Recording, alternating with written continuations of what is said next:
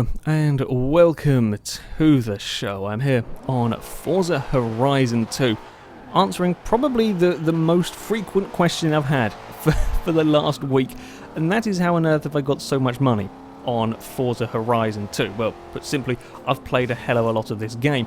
However, it did get me thinking, got me interested into what were the most effective ways to earn money on this game, and this is all doing perfectly legitimate stuff. Now, the first thing that you want to look at is your difficulty setting. At the end of every single player race, you get a credit multiplier, a bonus if you like, depending on your difficulty settings. For example, I have 100% bonus, so I'm effectively doubling everything that I earn. You don't have to have sort of everything absolutely maxed out. Between a couple of the settings, you know, it's only sort of a 5% difference between the manual and manual with clutch. And I don't have the damage on simulation, and I tend to keep rewind on.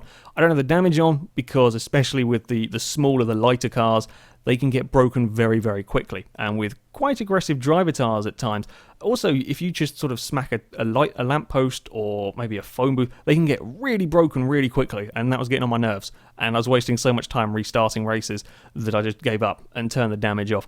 I tend to keep rewind on just because, you know, there may be the odd road here and there that I don't know particularly well. So yeah, it's all for convenience really with that stuff. Keeps the races flowing nicely. Means you don't have to keep restarting over and over again if things go a tiny bit wrong. Now, I'm not saying that everybody can drive with absolutely everything turned off and all the ultimate hardest driver tire difficulty, but you want to make sure that you're making the most of that. If you can drive with all the assists turned off and drive against the higher difficulty driver tires, you want to do that because it's a very, very easy way to add extra money at the end of each race. And all of the tests that I've done on here have been with exactly the same settings, so all the same settings for these to keep things all consistent.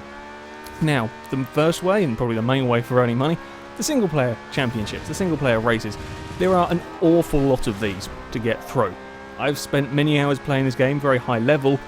I've done, I think, 33% of the races. It's something around that.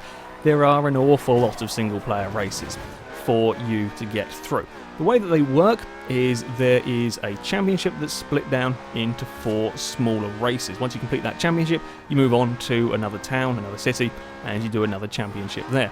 Each of the races lasts about 3 to 5 minutes. Some may be a little bit shorter, some may be a little bit longer. None of the races are much longer than 5 minutes. It's around that sort of area.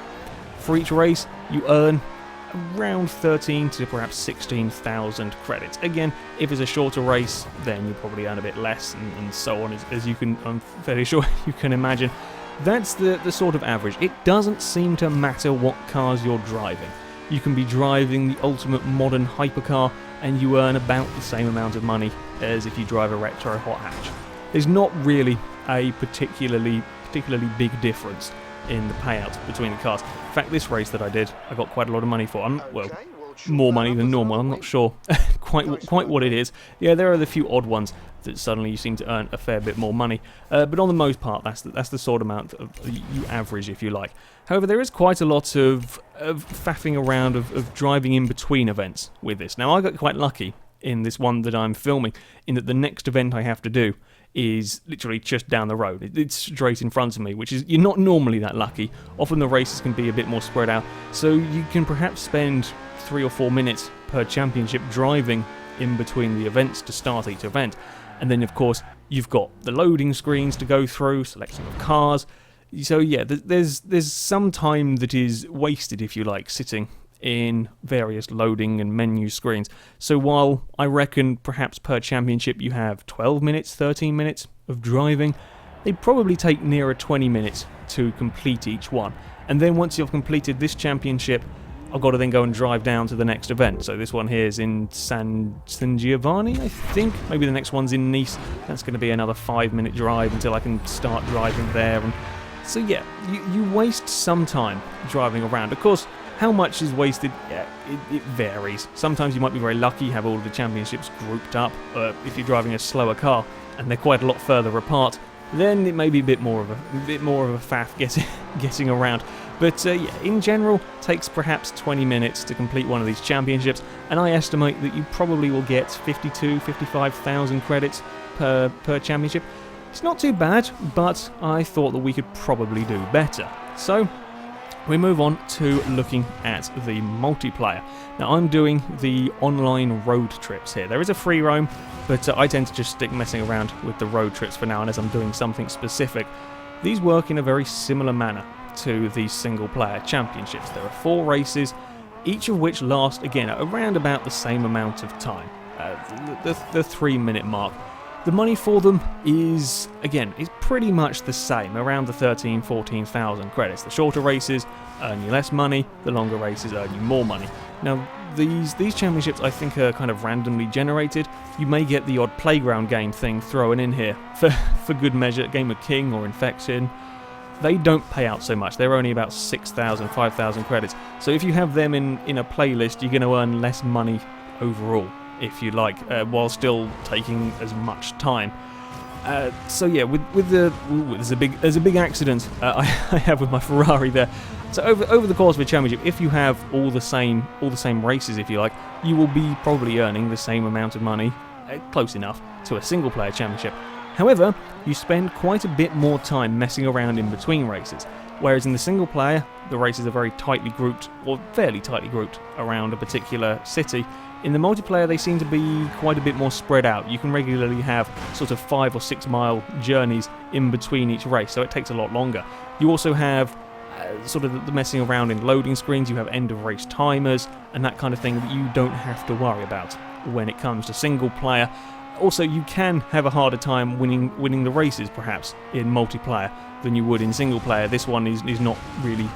nobody's putting up a fight in this one, but perhaps you could be having issues with coming lower down in the field, if you like. See here, we've got a 30-second end of race timer that you don't have to deal with. However, the multiplayer does have one redeeming characteristic as far as the money make. I'm purely talking about actually making money here in as little time as possible. As you can see here, amount of money per race is about the same. However, these races or these road trips act as sort of mini championships. Every time you complete a race, the XP gets sort of combined, and at the end of the road trip, you have a leaderboard, as you can see here. I'm at the top of this particular one, and you get money based on your final position. In this case, if you come first, you get 30,000 credits, which is quite a sizable amount. That's not too shabby, really. Further positions down, you still probably will get 25,000 credits, which means over a period of time, a similar period of time, it's probably about 25 minutes to complete an online road trip, it's 85,000 credits. So it's a little bit better. You get a little bit more money for that than you do from the single player. Now the third main method, if you like, for getting money is the Rivals mode. Now this is a time trial competition, basically. You race against your friends, or you can race against the leaderboard, try and get the fastest time possible down a particular course. There are point-to-point, there are rally stages, there are circuit stages. I spent quite a while in the Rivals mode trying to find out what was the best combination, what was the best things to do for earning the money. I fairly quickly came to the conclusion that the most effective sort of event would be the circuit races. There may be a point-to-point race somewhere that earns you fantastic amounts that I didn't notice, but from all the fairly extensive testing that I did, the circuit races were generally the best sort of money for time, if you like.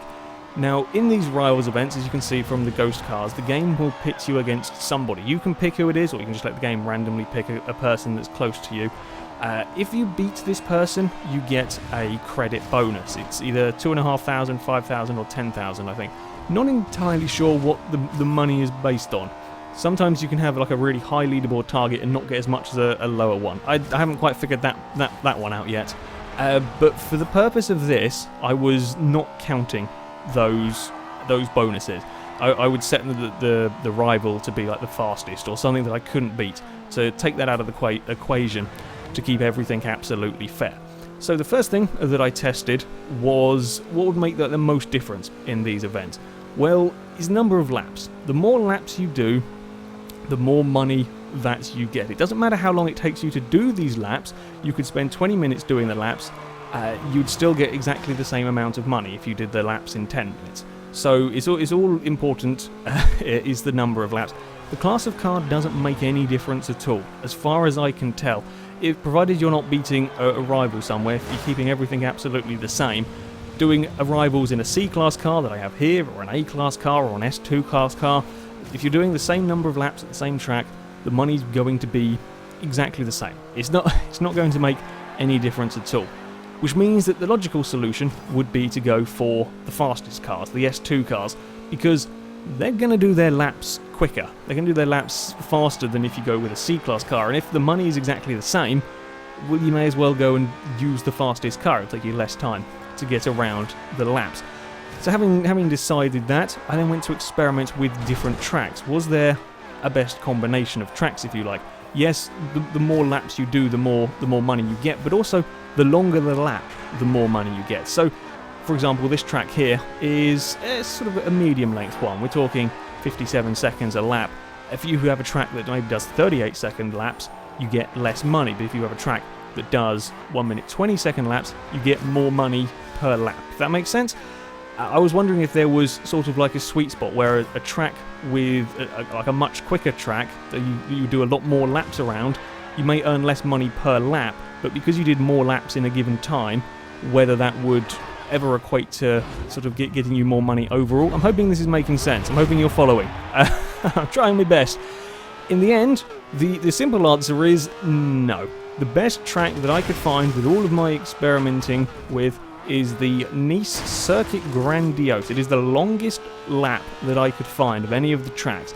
Running with the S2 cars, I've got my Lamborghini Veneno here, you do a lap time of around 1 minute 12, 1 minute 10, depending on how quick. By far the longest lap. Most of the circuits will do, you'll be lapping in under a minute. Yeah, this is by far the longest circuit, and you get the most money out of it. Over the course of, if you do a 5-lap run around here, not beating any particular rivals, so you're not worrying about that extra bonus, doing a 5-lap run around here will give you 31,500 credits, near enough. It will vary slightly, but only by sort of like 10. I'm not sure why it varies by like 10 or 20 here and there, but yeah, over the course of a 5-lap run around here, 31,000 credits, it'll take you about 6 minutes, which is not too bad. It's an awful lot quicker than doing a single-player championship for earning money like that. If I continue to experiment a little bit with this, depending on the number of laps, as I said, you get the more money. It's a pretty linear relationship, if you like. So if I do 10 laps, I get 62,000 credits. Basically double. If I do 20 laps, I get 125,000 credits. I don't know if there will ever become a point where it stops going up at this rate, or whether it will suddenly shoot up. I got bored, basically, having done so many laps around here. Yeah, is effectively, in 6 minutes around this track, you get about 31,000 credits, which is not bad. It is certainly not bad going. Now, there may be a sneaky way to get extra money with this. As I said, with beating, if you're beating the rival that you're racing against, you get a credit bonus. Now, if you were to say, let the game pick a rival for you at random, go to do a lap, and then only just beat them, you'll get the credit bonus. You can finish the rivals mode having only done maybe one flying lap, and then pick another rival that's only a fraction quicker and keep getting that bonus that way. There may be sort of a little bit of a sneaky way of doing it like that. I tried, I had a little bit of a problem. I spent a while fiddling around with that. You probably can do it. It will probably net you a little bit more money than doing it this way. I think you'll probably spend more time messing around trying to get it all to work. You would just be better off going and circulating like this. There may be a way of doing it, but yeah, to be honest, you're just quicker off doing this and lapping around. Another way of doing it would be to keep swapping rivals. So say you do 2 laps here, beat a rival, then go to a different track and keep getting that bonus. Again, you can do that, but then you've got to go through all loading screens and menus and faffing around finding rivals and stuff. So yeah, over the course of that, it was about 25 minutes for the 20 laps, and that was 125,000 credits. Now the final way, this is a little bit of a strange one, is these, I think they're called bounty cars, or it's something like that. These are special cars that appear every so often with a little credit sort of bullseye thing going on them. These are sort of random driver cars that you can race, and they're worth an awful lot of money. These races got a fairly sizable prize. Now, I have a small problem with these, and I'm not, not entirely sure why it's doing it. However, all of the bounty cars that I'm coming up against at the moment are S2 cars, the highest tier of car, well no, it's technically the second highest tier of car in the game. However, if I drive around in an S2 car, my Lamborghini or McLaren, they never spawn. So I'm having to drive against an S2 car in an S1 car, so I'm vastly outclassed in this. My car has nowhere near the speed or the handling of the car that I'm racing against, which makes these rather difficult. Now, it may just be that because I'm a really high level, or it may be my game being a bit dodgy. I didn't used to have this problem, but it's being a bit strange of late. Now, it means I have to get a little bit creative, perhaps a little bit cheaty on these races, and a little bit lucky if I'm going to have to take the victory. If I am just assuming that it's my game and that other people will have these cars spawning more sensibly, then this is a very good way of getting some quick money. The cars don't spawn a huge... I think they spawn every so often. I've not figured out a way to make them spawn. They're not massively consistent. However, when you do find one and you beat one, you get a hell of a lot of money. 72,000 credits for what was a minute-and-a-half race. That's pretty damn good going. That's far more than you got from a single-player championship in one race. It's a little bit of a dodgy race for me, racing a vastly more quicker car. But yeah, that's a very, very good way of making money, but it is very random, very sporadic, and in my case, you have to be quite lucky and cheat a bit to actually get it to work. So, as far as conclusions go, I'm going to take out the bounty car for now, just for a minute, because of the random spawning that goes on with that. I can't quite get a solid sort of result with that car. Let's just forget that for a minute.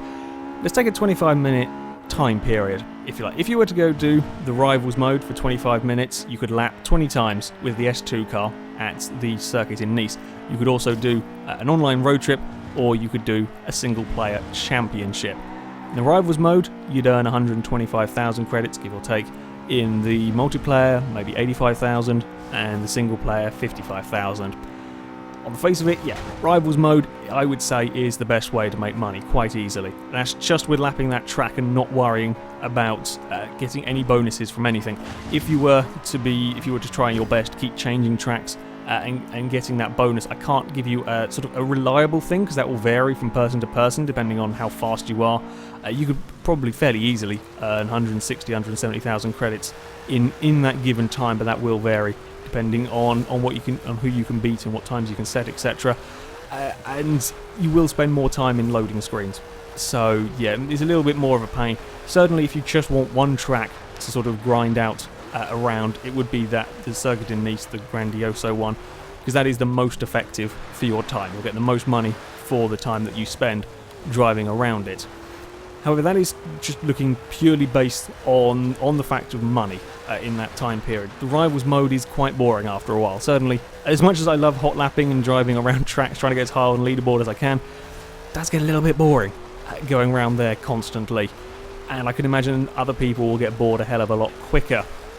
So while, yes, technically it is the most time effective for your money, I actually reckon playing the single player is probably the best. And the reason why I say that is, yes, the bounty cars are completely random and strange when they spawn, and I haven't figured that much out yet. However, if I was to assume you could find one per championship, one per 25 minutes, which is not unreasonable, I don't think, you add that 70,000 credits onto the 50,000 that you're going to get for doing the single-player championship. That's just as much money as you'll get with the Rivals mode, and it'll be a hell of a lot more fun. It'll be a lot more varied and a lot more interesting than just constantly lapping around the same circuit.